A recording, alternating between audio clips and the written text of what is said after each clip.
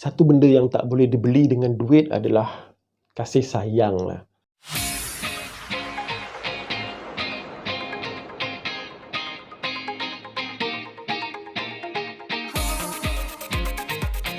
Assalamualaikum, selamat sejahtera, selamat datang ke channel Syed Yudin Sembang. Terima kasih kepada anda yang menyokong video saya. Teruskan like, share dan subscribe. So hari ini untuk SS Movie kita akan bersembang tentang Squid Game yang mana masih lagi menjadi viral, dan saya akan kongsikan apakah message, apakah tujuan cerita ini yang ataupun message lah, nilai-nilai murni yang saya dapat daripada cerita ni. Sebab saya kalau tengok cerita, saya nak cari something yang message, apakah tujuan dia buat benda ni yang kita boleh dapat. Sebab masa kecil-kecil dulu pun, masa arwah ayah saya bawa pergi tengok wayang, habis dia tengok wayang, even cerita James Bond ke Terminator ke, dia akan tanya apa tujuan cerita tadi, apa message dia. Dia akan tanya macam tu supaya kita berfikir kan. So sampai sekarang pun saya terbawa-bawa benda tu, apa tujuannya cerita ni, apa message dia. Mungkin korang ada pandangan sendiri, tapi ini adalah pada pandangan saya kan. So cerita ni, message yang pertama yang paling besar dia nak sampaikan adalah segala-galanya memerlukan duit, tapi duit bukanlah segala-galanya. Dalam, tapi sangat real, sangat kena dengan dunia realiti kita. Sebab apa? Dalam cerita ni digambarkan orang yang masuk bertanding untuk merebut duit tu sampai membunuh, mati apa semua tu adalah kerana duit. Kerana mereka ada masalah hutang, ada masalah keluarga, ada masalah bisnes, ada masalah family yang sakit, ada masalah nak bawa anak bini pergi sana, ada masalah nak membantu mak, nak berniaga dan sebagainya.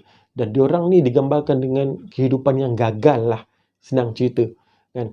Berhutang, gangster, gagal tolong family, gagal tolong adik. So diorang digambarkan. Dalam realiti sekarang ni, berapa ramai di antara kita yang ada masalah kesempitan duit. Itu yang mahal. Dan kita asyik terfikir, aku nak pakai duit, aku nak pakai duit, aku nak pakai duit. So dalam cerita ni dia membawa message tu, duit ni penting. Sampai mati pun tak apa, berbunuh pun tak apa. Yang penting kita menang dapat duit. Dan masing-masing dah terbayang, duit ni nak buat ni, nak buat ni, nak buat ni. Tapi akhirnya, endingnya, apabila pemenang tu, hero tu dia dapat duit, dia tak guna pun duit tu. Sebab apa? Sebab bila dia keluar daripada game tu, kawan baik dia mati. Watak perempuan yang dia suka tu pun mati, pencuri dia tu pun mati. Dia keluar-keluar, dia nak tolong mak dia pun dah mati. So dia mencari duit sehingga kan dia kehilangan kawan, kehilangan mak, dan anak dia pun dah berpindah ke Amerika. Dia tak sempat jumpa anak dia apabila dia keluar. So dia kehilangan segala benda yang tak boleh dibeli dengan duit. Dia buat semua benda ni kerana duit, nak bantu keluarga.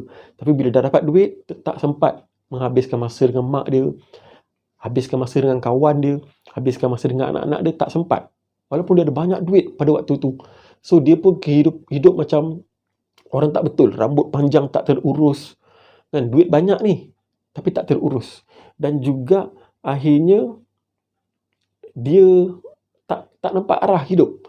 Kan kita dalam dunia realiti ni pun kita fikir duit, tapi bila sebenarnya kita dah ada banyak duit, apabila kita hilang momen-momen family, kawan-kawan, habislah. Kita pun dah tak ada apa nak buat lah. Duit banyak ni, tapi rasa tu dah tak ada, dah tak sama.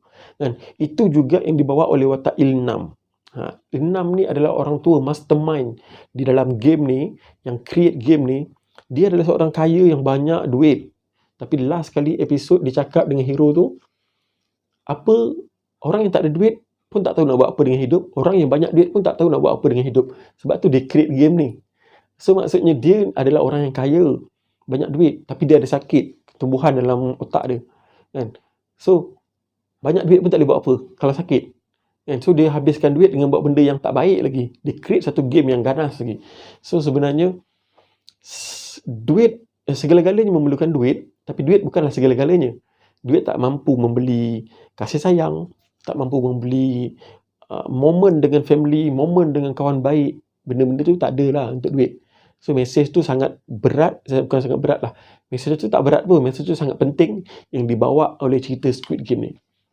Yang kedua adalah message kekeluargaan. mesej kekeluargaan ni juga dibawa dalam cerita ni, yang mana kebanyakan diorang ni sanggup berkorban untuk mak diorang. Mak diorang ni adalah peniaga yang susah. So anak-anak ni nak bantu mak, dan juga seorang pelarian yang nak mencari mak dia dan bawa adik dia lari.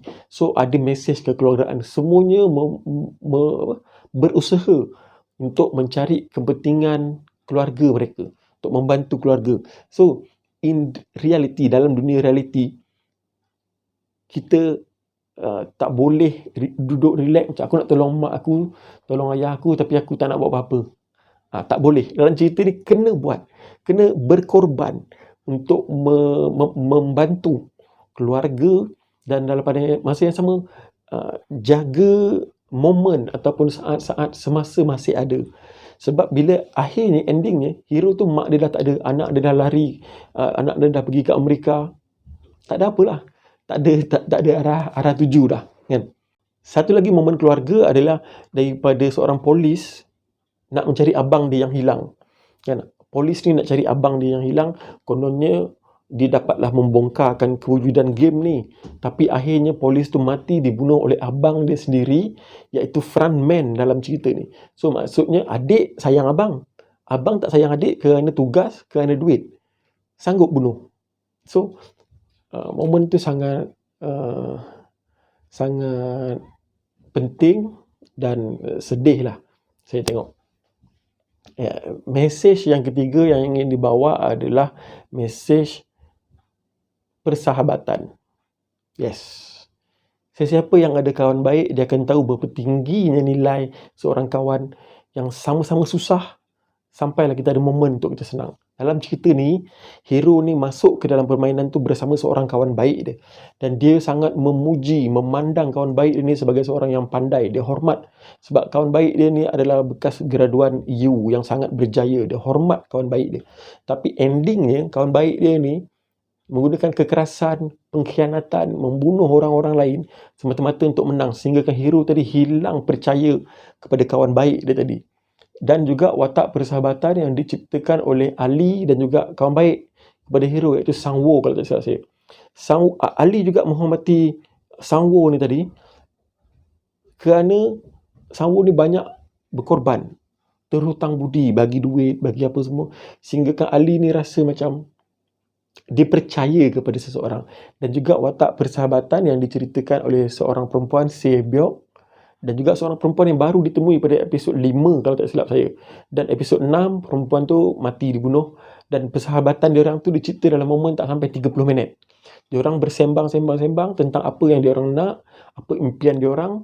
Akhirnya karakter yang sekejap tadi tu terpaksa mengalah untuk bagi Se-byok ni menang.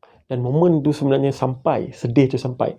Walaupun diorang ni tak dapat, masing-masing macam ego, masing-masing macam ada benda dalam diri keras, tapi sebenarnya bila berkenal, bersembang, boleh masuk satu kepala. Tapi baru nak berkawan, mati pula seorang, kan? So nilai persahabatan yang sangat tinggi. Dan juga seorang gangster yang mengkhianati semua kawan-kawan dia. Apabila dia ada satu kepentingan, dia ada satu kelebihan, dia bunuh semua kawan-kawan dia yang dia tak nak. Pada waktu yang tak penting, kawan-kawan tak ada apa lah. Pada waktu penting, kau kena kawan dengan aku. Itulah. So nilai persahabatan yang dibawa oleh cerita ni, mesej dia adalah jagalah kawan-kawan kita. Bukan semua orang nak berkawan dengan kita, dan bukan semua orang ada pada waktu kita susah. So kita kena jaga kawan-kawan kita selagi mana masih ada. Dan satu lagi mesej penting yang ingin dibawa dalam cerita ni adalah hargailah budaya dan permainan tradisi di tempat anda.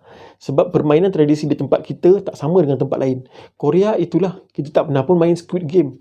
Saya tak pernah main pun Squid Game, map sotong tu. Main galah panjang adalah, main gasing, main guli, main pemadam, kan? Main ketenteng, main lompat tali, itu ada di Malaysia.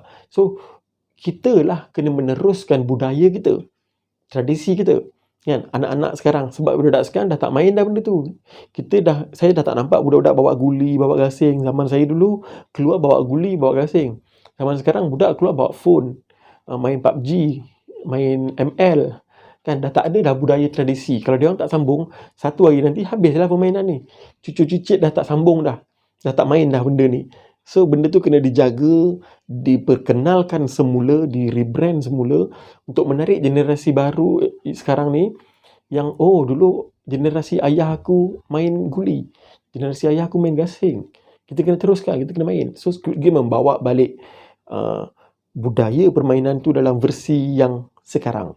So, itu antara mesej-mesej penting yang ada dalam cerita Squid Game. Banyak lagi mesej-mesej lain sebenarnya yang ada yang kecil-kecil.